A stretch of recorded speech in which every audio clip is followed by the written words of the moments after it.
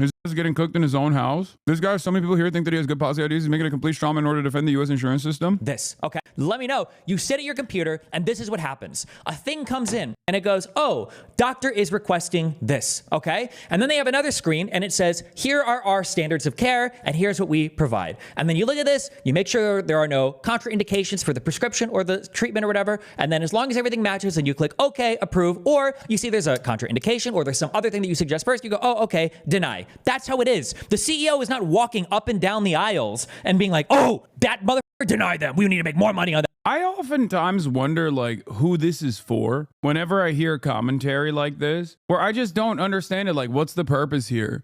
Because becoming a hyper-specific, ultra-autistic process guy in this situation doesn't change the dynamic, doesn't change the reception. People still have their claims denied, and the CEO in this situation is just a standalone figure that is signing off on all of those actions. He's at the tippy top. Like, this person didn't kill him because the CEO directly and immediately went into the files and was like, deny that person's like back injury claims.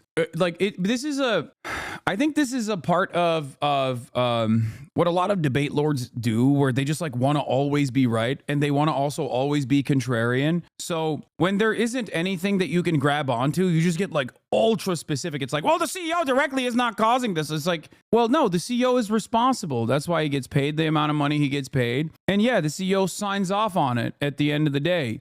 He is basically the standalone figurehead for all of the wrong and maybe all of the right that the company is engaging in. The CEO is just as responsible for the deaths as Charles Manson is. He doesn't have to pull the trigger, but that's it. The difference between Charles Manson and the CEO, however, is that the CEO gets money off of making sure the profit margins stay at least 6%. But the process in which those profit margins get up to 6%, there are a shit ton of denials. And those denials are absolutely causing so much pain, so much suffering. This is before we even factor in to the equation the necessity for privatized healthcare. It does not need to exist. Maybe as an alternative, if you already had a pretty robust social safety net in the form of some kind of socialized medicine structure. But that's not where we're at. Just because the CEO is not directly engaging in this process doesn't change that reality. With this take. Like, oh, today, guys,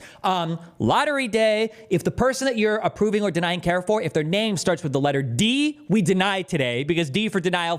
Making more money today. Or, guys, it's December. You want your Christmas bonuses? Highest denial server or highest denial worker gets a bonus for $40,000 on your paycheck. Like, this doesn't happen. The parts of these systems and the employees that work on Dude, they literally use the AI. They use the AI with a 90% failure rate specifically to increase the amount of denials that they were engaging in. And they don't have to do it directly. Yes, it is an indirect form of violence. It's just such a weird thing to shadow box against, because I don't think most people are making this argument. You're either voluntarily misunderstanding the argument that people are making, or you are deliberately making up a different argument that you think is at least weak enough. It's not one that like any real person believes. And it also does not change the reality on the side of the victims. It's a very strange way to operate. But I guess it's ironic because Destiny and his weirdo fans will always say Hasan is too scared of debate. He's too scared of debate. He's too afraid, even though I debate plenty. And then they'll follow up and say, no, he only talks to like dumbasses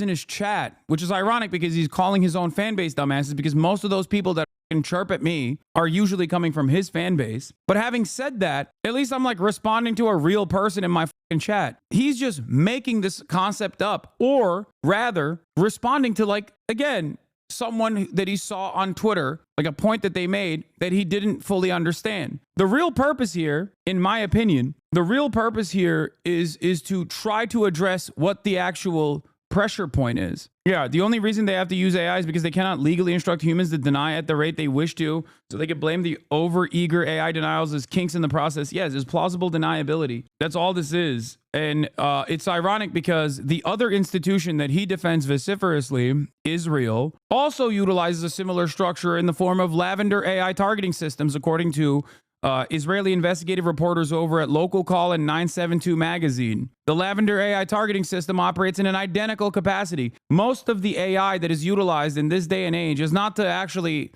be correct. It's actually utilized in instances where you can be incorrect. And it's good to be incorrect. Are so disconnected from the actual CEOs themselves. The idea that there's like some guy just like, oh, deny, you, blah, blah, blah. Like, it's just not how these jobs work. Who's saying that? I mean, I'm sure there's people that don't fully grasp it, but many people are using the CEO as a placeholder for the awfulness that they've experienced from the insurance industry. And I think the reality of the matter is, yes, the CEO is signing off on all of the awful shit that the company is doing. That's why they get paid $10 million a year. This CEO did, at least. I wonder what compels someone like Destiny to be so aggressively a status quo defender. I genuinely don't understand it. There was a point in time when he wasn't rich. You know what I mean? It's not like he's super far removed from being fucking broke. He has no values or morals or ethics. He goes with a win. Yeah, no.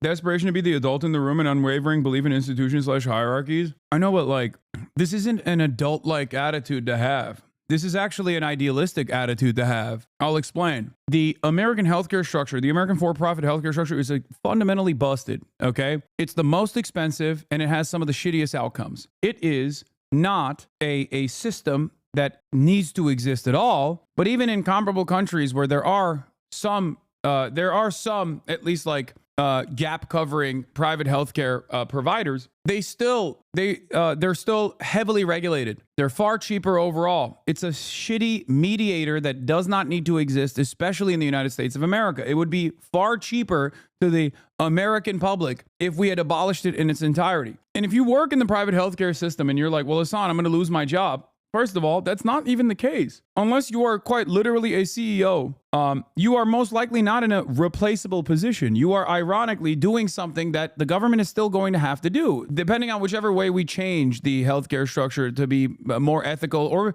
rather, I'll use a term that people care about, efficient. CEOs are replaceable too. Yes, they are. Trust me, I know. I'm just saying that like CEOs in that situation would most likely not exist, whereas the paper pushers still would. Someone still needs to process claims. Someone still needs to file paperwork. So your job, regardless of the private or public structure, would most likely still exist, or at least some form of your job would still exist. The CEO's job, on the other hand, would not. I don't get it. Like, I don't understand why this is something that he chose to argue on.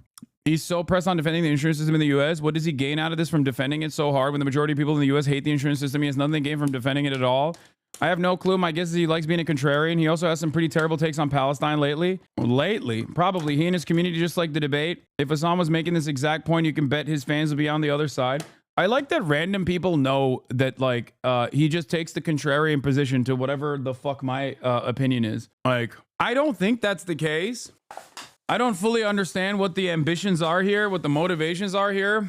I don't think I'll ever understand it. It is a very strange way to operate. He's violently afraid of being wrong, so he's trying to stay safe. That's really interesting. If he was violently afraid of being wrong, he should probably agree with me a lot more, because lo and behold, I feel like I'm vindicated quite frequently. It takes time, but it always happens at the end. But yeah, he is just wrong in general. It's just how you make money. This is how private healthcare works. They make money by doing everything in their physical power to make sure you don't get the proper coverage.